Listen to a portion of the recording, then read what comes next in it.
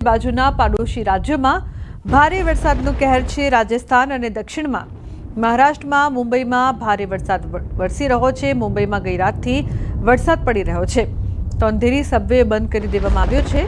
પૂર્વ અને પશ્ચિમ ઉપનગરો ઉપરાંત મધ્ય મુંબઈના ઘણા નીચાણવાળા વિસ્તારોમાં પાણી ભરાયા છે। હવામાન વિભાગે લોકોને દરિયા કિનારે ન જવાની અપીલ કરી છે। હવામાન વિભાગે આગામી 24 કલાક સુધી મુંબઈ, રાયગઢ, પાલઘર, નવી મુંબઈ, થાણે અને કોંકણ વિસ્તારોમાં તૂટક ભારે વરસાદની ચેતવણી આપી છે। આજે મુંબઈના બે અલગ અલગ સમયે દરિયાકાંઠા પર હાઈટાઈડની ચેતવણી અપાઈ છે, જેમાં સવારે 9:30 વાગ્યા બાદ રાત્રે 8:30 વાગે 3.4 મીટર ઊંચાઈના મોજા ઉછળી શકે તેવી આગાહી કરાઈ છે। તો આગામી 48 થી 72 કલાક દરમિયાન મહારાષ્ટ્રના મુંબઈ, થાણે અને પાલઘર જિલ્લામાં ભારે વરસાદ, વાવાઝોડા અને ભારે પવનની આગાહી છે। સાથે રાયગઢ જિલ્લામાં ઓરેન્જ એલર્ટ અપાયું છે। આજે મુંબઈમાં 95% વરસાદની શક્યતા છે। ખાસ કરીને મોડી બપોરે અથવા સાંજે ભારે વરસાદની શક્યતા છે। છેલ્લા 48 કલાકથી પાણી ભરાઈ જવા અને ટ્રાફિક ખોરવાઈ રહ્યો છે।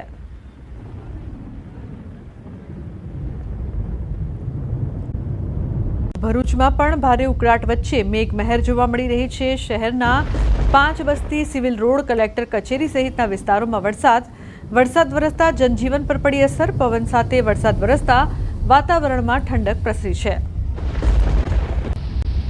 તો વલસાડ જિલ્લામાં ફરી એક વખત વરસાદનો રાઉન્ડ શરૂ થયો છે। આજે સવારથી જિલ્લામાં વરસાદી માહોલ છવાયો છે। બપોર સુધી જિલ્લામાં વાદળછાયા વાતાવરણ વચ્ચે છૂટો છવાયો વરસાદ વરસ્યો છે।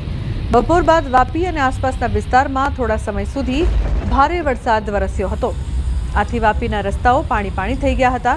છેલ્લા એક અઠવાડિયાથી વલસાડ જિલ્લામાં મેઘરાજાએ વિરામ લીધો હતો। વરસી રહેલો વરસાદ ખેતીના પાકને અનુકૂળ હોવાથી ખેડૂતોમાં ખુશીનો માહોલ છે।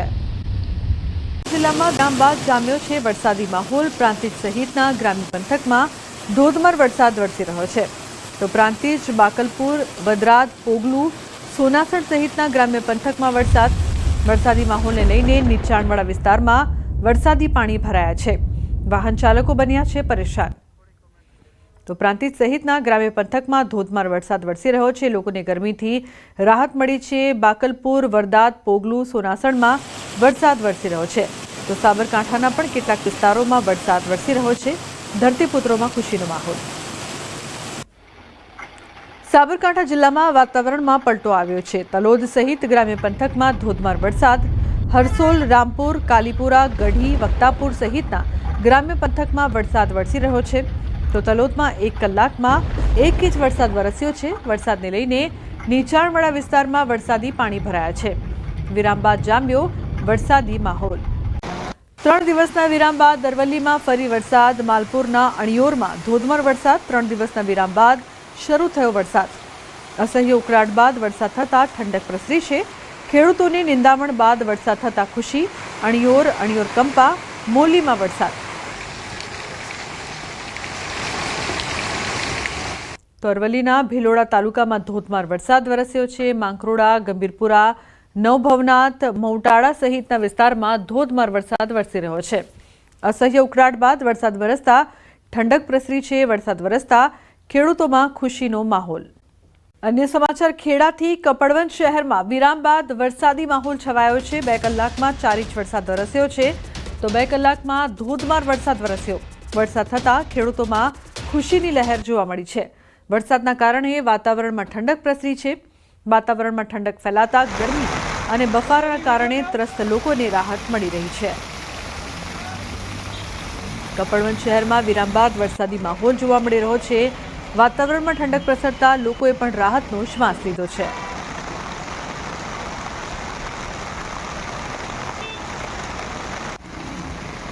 તો ખેડામાં વરસાદ। 2 કલાકમાં 4 ઇંચ વરસાદ વરસ્યો। ગુજરાતમાં ભારે વરસાદ। હવામાન નિષ્ણાત અંબાલાલની આગાહી।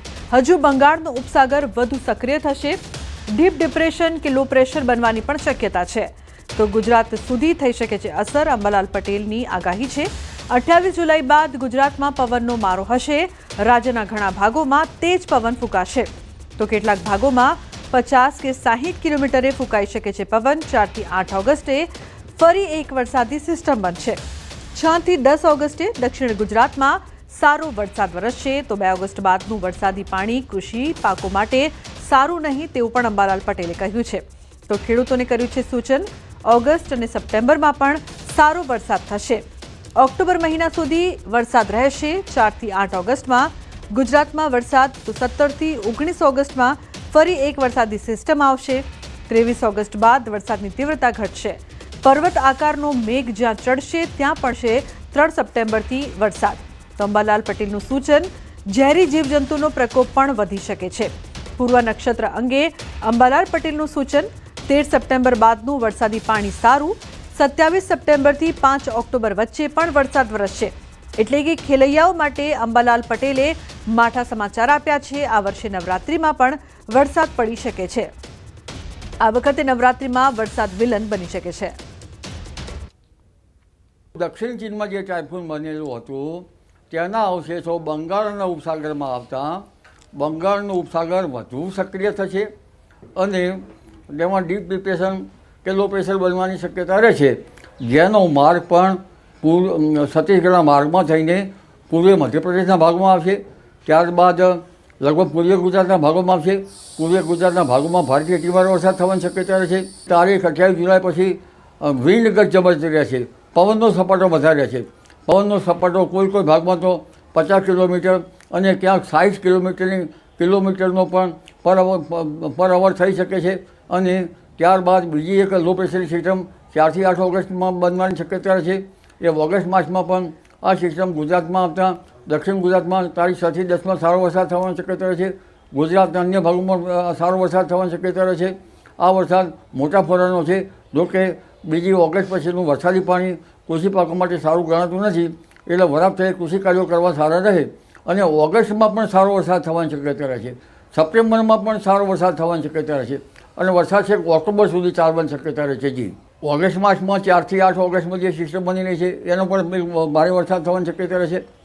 આ ઉપરાંત લગભગ 17, 18 અને 19 ઓગસ્ટમાં પણ એક બીજી સિસ્ટમ બનશે, જે પણ ઓગસ્ટમાં પણ સારો વરસાદ લાવશે. લગભગ 23 ઓગસ્ટ પછી વરસાદનું પ્રમાણ ઘટશે અને પર્વતાગરનો મેઘ જ્યાં ચડે ત્યાં પડશે. 3 સપ્ટેમ્બરમાંથી જે વરસાદ થવાનો છે તેમાં લગભગ ઝેરી જીવજંતુઓ વધવાની શક્યતા રહેતા ખેડૂત ભાઈઓએ જે પાથરા જે ખેતરમાં પડ્યા છે તેમાંથી પાથરામાં વીંછી વગેરે જે જંતુઓ કે ઝેરી જીવજંતુઓથી સાવચેત રહેવું પડશે. પૂર્વા નક્ષત્રમાં કહેવાય છે તો વર્ષે પૂર્વા તો ખેડૂત બેસે ઝૂલવા. 13મી સપ્ટેમ્બર પછીનું વરસાદી પાણી સારું હશે અને 27 સપ્ટેમ્બરથી 5 ઓક્ટોબર વચ્ચે ગાજવીજ સાથે વરસાદ થવાની શક્યતા છે. 17 ઓક્ટોબરે દરિયામાં લગભગ પવનની ગતિ વધુ રહેવાની શક્યતા રહે છે. જ્યાં વરસાદ ચડે ત્યાં પડવાની શક્યતા રહે છે.